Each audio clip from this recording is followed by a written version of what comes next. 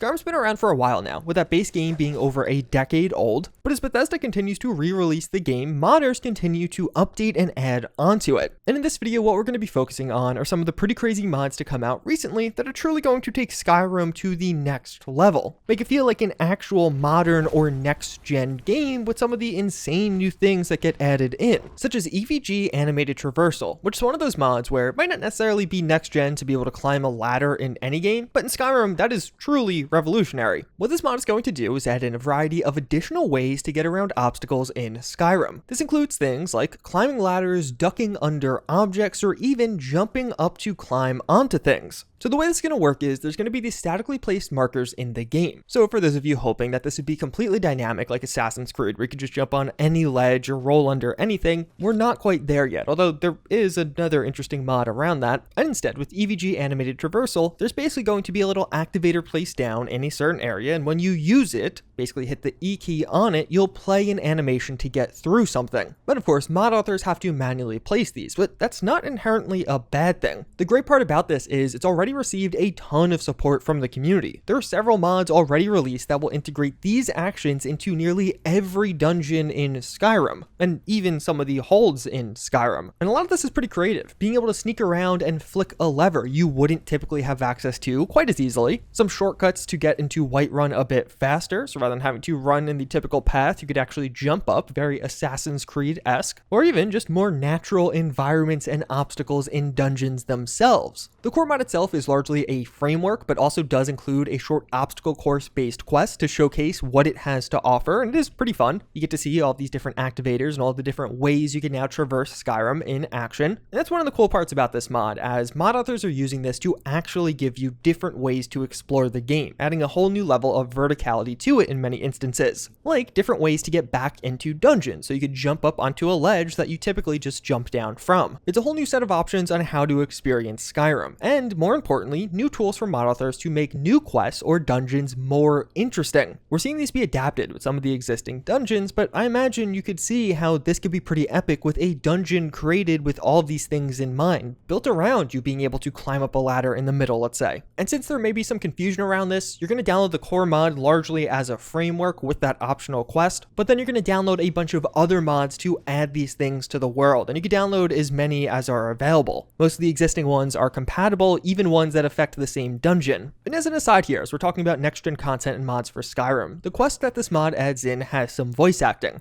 I was only supposed to be here for a brief moment, just to get out of the cold with my little kitten. I put her down for a second to set up a camp, and she scrambled up the rubble here. Trust me, I've tried.